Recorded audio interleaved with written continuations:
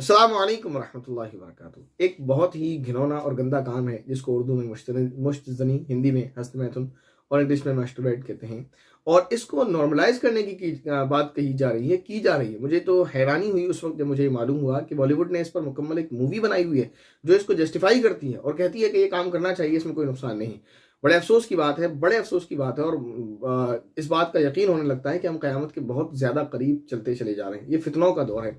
और बड़ी यानी ये चीज़ जब सोसाइटी के अंदर और हमारे माशरे में, हमारे नौजवानों में, हमारे यूथ में इस तरह फैलाई जाएगी कि बाकायदा, मुझे तो हैरानी, यकीन नहीं हो रहा था जब मुझे ये खबर मिली कि बाकायदा इस पर एक बॉलीवुड ने मूवी बना दी है और इसको जस्टिफाई करने की कोशिश की गई है और नौजवान नस्ल को ये समझाने की कोशिश की गई है कि इसमें कोई बुराई नहीं है, ये नॉर्मल है, आप इसको कर सकते हैं। ये नॉर्मलाइज करने की इसको कोशिश की गई है। तो बताएं, जब इस तरह के काम किए जाएंगे, इस तरह की हरकतें की जाएंगी, तो बताएं क्या होगा। बड़ा ही अफसोस होता है सुनने के बाद।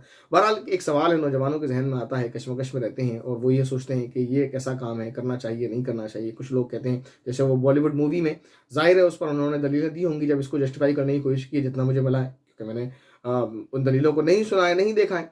तो जो भी है, तो बच्चों का जहन बदलने की कोशिश यकीनी तौर पर की गई होगी। तो जो भी दलीलें, यानी बच्चों के सामने दोनों तरह के लोग आते हैं। एक वो जो मना करते हैं कि ये काम नहीं करना चाहिए, एक वो जो ये कहते हैं कि ये काम करना चाहिए। अब सवाल ये है कि क्या करना चाहिए या नहीं करना चाहिए, किसको करना चाहिए किसको नहीं। मैं बताता हूँ किसको करना चाहिए और किसको नहीं करना चाहिए। आप मेरी बात लिख लें और आपको अल्लाह ताला लंबी उम्र दे, ठीक है ना। उसके बाद आप मेरी इस बात पर तजुर्बा भी कर लें जो मैं कह रहा हूँ। अल्लाह ताला आपको लंबी उम्र दे, आप पहुँचें 60-70 साल की उम्र तक, 80 साल की उम्र तक। आपको अल्लाह ताला एक बड़ी उम्र दे कि आप अपने ख़ानदान के अफराद को देखें, अपनी नस्लों को देखें। फिर उसके बाद मेरी इस बात को आप जो है ख़ुद अंदाज़ा कर लीजिएगा और ख़ुद जज कर लीजिएगा, ख़ुद देख लीजिएगा, फैसला कर लीजिएगा कि मेरी बात कितनी सही थी, कितनी दुरुस्त, ठीक है ना। आप और बहुत दूर जाने की ज़रूरत नहीं है। 60-70 साल की उम्र को आपको बहुत जल्दी मालूम पड़ जाएगा। यानी अगर आपकी उम्र 15 साल है, 16 साल है, 17 साल है, 18 साल है, 20-22 साल, यानी 10 साल के अंदर मेरी बात आपके सामने आ जाएगी, अंदर ही अंदर। हो सकता है 5 साल बाद आ जाए, हो सकता है 2 साल बाद आ जाए, हो सकता है 1 साल बाद आ जाए, हो सकता है 6 महीने बाद भी आ जाए। जो बात मैं कहने वाला हूँ वो बात आपके सामने आ जाएगी। आज आपको मैं बताने वाला हूँ कि ये काम किसको करना चाहिए, किसको नहीं। तो मैं बताता हूँ आपको ये काम किसको कर लेना चाहिए, किसके लिए ठीक है और बिंदास होकर वो करें।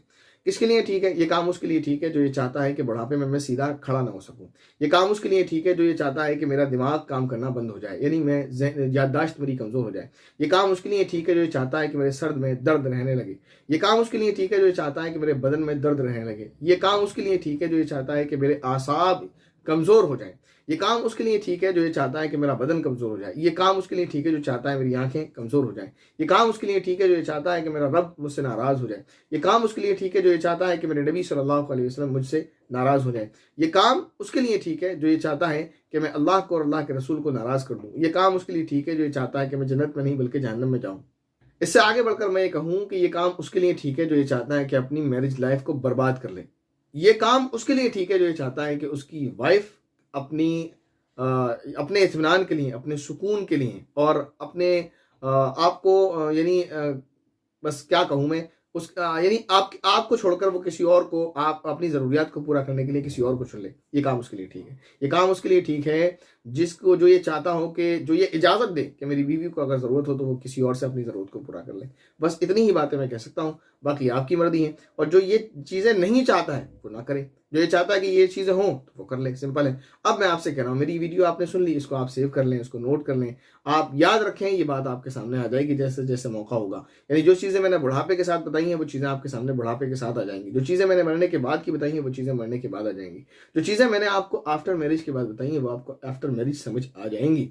और ये ऐसा नहीं है कि मेरी बात गलत है। आप खुद देख लें, आप दीवारों के इश्तिहार देख लें, आप मोबाइल पर एड्स देख लें, आप जो है चलते फिरते डॉक्टर्स जो ज़्यादातर जिनके इश्तिहारात लगे, आपने कहीं देखा कि कहीं पर इश्तिहार लगा हो यानी इस तरह से आप ट्रेन में सफ़र करते हैं, इंडिया में आप रहते हैं, पाकिस्तान में आप रहते हैं, कहीं भी देखें आप देख लेंगे, आपने कहीं नहीं देखा होगा दीवारों पर ये लिखा होगा कि नाक कान गले के मरीज़ मिले फला डॉक्टर से।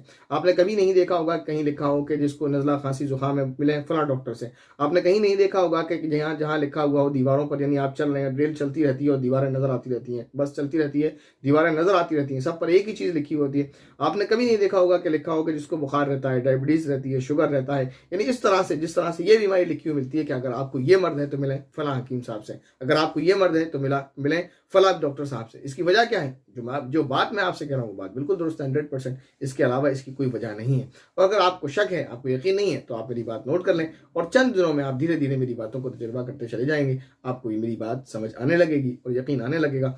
उसके बाद आपको समझ आएगा कि आप कितनी बड़ी गलती कर रहे थे उनकी बातों में आकर, जो आपसे कह रहे थे कि ये काम बिल्कुल नॉर्मल है, ये काम बिल्कुल ठीक है, आप इसको कर लें।